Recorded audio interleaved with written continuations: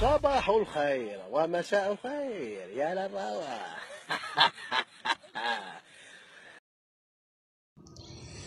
Bonjour les élèves de la troisième année collégiale. On va travailler aujourd'hui sur l'unité de l'immunologie. Et on va commencer par le cours concernant les micro-organismes ou bien les microbes. Donc غادي نبداو بالدرس ديال الجهاز المناعي أو علم المناعة وغادي نطرقوا للدرس ديال المتعديات المجهرية. Donc comme problématique, les micro-organismes ou bien on les appelle les microbes sont des êtres vivants invisibles à l'œil nu. Donc هاد المتعديات المجهرية ما نقدروش نشوفوهم بالعين المجردة.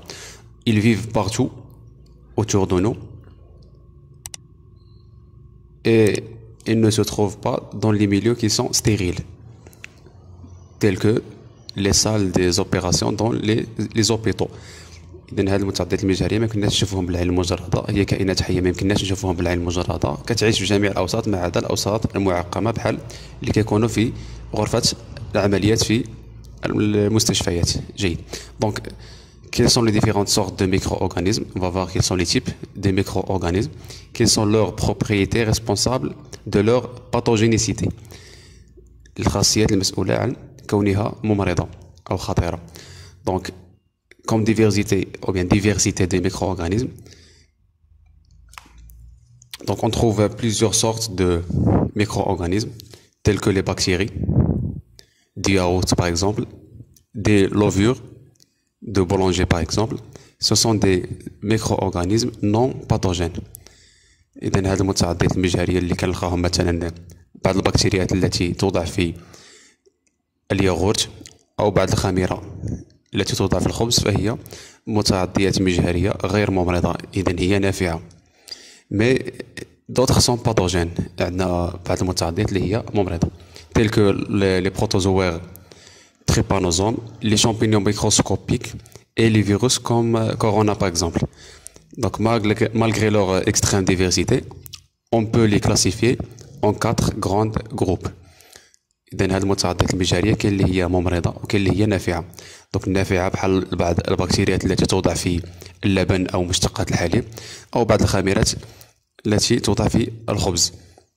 وكاين بعض المتعديات المجهرية التي يعتمد عليها في صناعة بعض الأدوية. Donc quels sont les types de micro-organismes? Donc premier type, c'est ce qu'on appelle les protozoaires. Ce sont des animaux unicellulaires. الحيوانات الأولية هي حيوانات وحيدة الخلية. Leur taille est généralement plus grande que leur leur taille est généralement plus grande que les autres micro-organismes. Comme exemple, on a l'amibe et la paramécie. Donc ce sont des animaux unicellulaires qui vivent dans les eaux stagnées. إذن هذه المتعديات المجهرية هي وحيدة الخلية، هي حيوانات وحيدة الخلية، حجمها كبير نسبيا، تعيش في المياه الراكدة، يعني المياه التي لا تتحرك مثل مياه البحيرات telles que les eaux des lacs. Deuxième sorte, ou bien deuxième type, c'est ce qu'on appelle les bactéries. Donc ce sont des êtres vivants unicellulaires aussi, mais leur noyau est incomplète à cause de l'absence d'un enveloppe ou bien d'une enveloppe nucléaire. Donc هاد البكتيريات هذه حتى هي حيوانات وحيدات أو متعديات أو كائنات حية وحيدة الخلية، لكن النواة نتاعهم غير محددة نظرا لغياب الغشاء النووي. Comme exemple, on a les coccus et les vibrions. Ici vous avez des bacilles lactiques, عصيات لبنية توضع في اللبن. Ici vous avez des bacilles tétaniques, عصيات تسبب مرض يسمى الكزاز. Donc on les groupe en plusieurs catégories. Il y a les coquilles كوارات، les bacilles عصيات. Il y a aussi des vibrions. إذن هاد المتعديات أو هاد البكتيريات vibrions يعني تتحرك. Donc il y a plusieurs sortes de bactéries. On a les champignons microscopiques, الفطريات المجهرية. Ce sont des micro-organismes végétaux tels que les levures et les moisissures. Donc les levures هما الخميرات، les moisissures هما العفن اللي كنلقاوه فوق الفواكه والخضر. بعض المرات كتلاحظوا واحد البقع خضراء أو بيضاء فوق الطماطم أو البرتقال أو الخبز. دونك هادو كنسميهم les moisissures العفن. دونك هذا هو الشكل ديال لا موزيسور دو بان، العفن ديال الخبز، كيبان على شكل الياف فيها بعض النقط في الاعلى ديالهم.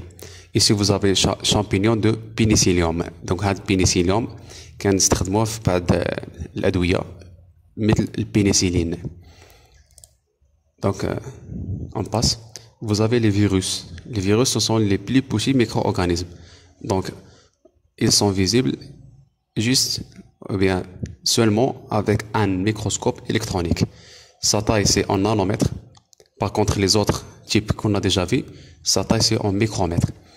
Donc, les virus sont les petits micro-organismes visibles à l'aide d'un microscope électronique. Ils sont tous parasites.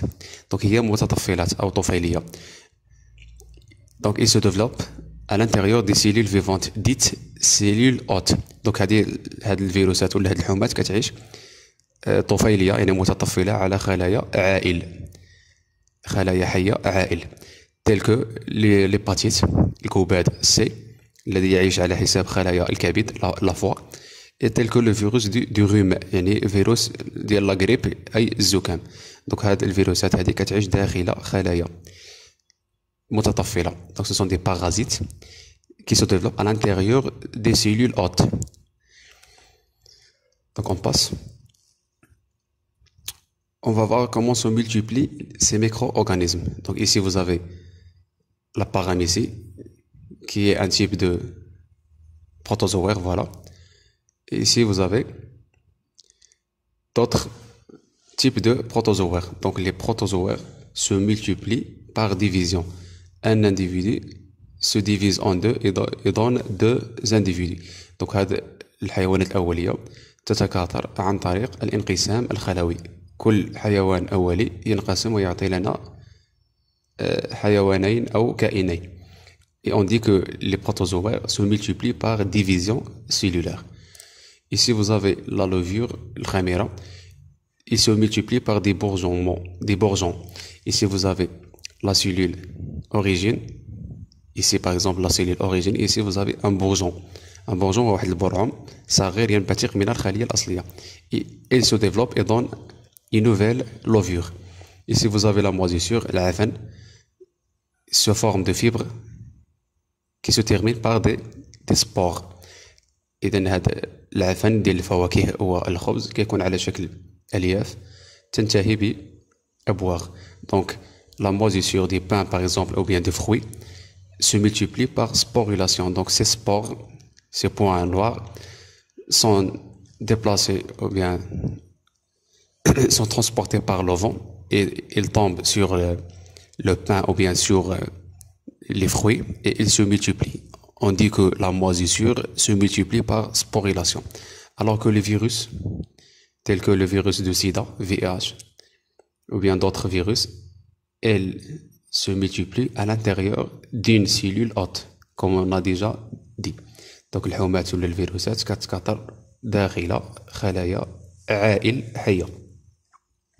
Et comme bilan, on a déjà vu précédemment et on a classé les micro-organismes en 4 grandes catégories, à savoir les protozoaires, les bactéries, les virus, les champignons microscopiques. Dans les champignons microscopiques, il y a les levures et les moisissures. Donc pour les protozoaires, ils se multiplient par division cellulaire. Même chose pour les bactéries, ils se multiplient par division cellulaire, انقسام خلوي. Pour les virus, par prolifération dans une cellule vivante, يعني كتكاثر داخل خلايا حية.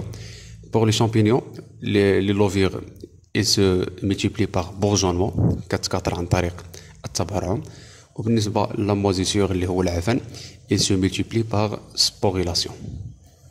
Donc merci et on va continuer prochainement.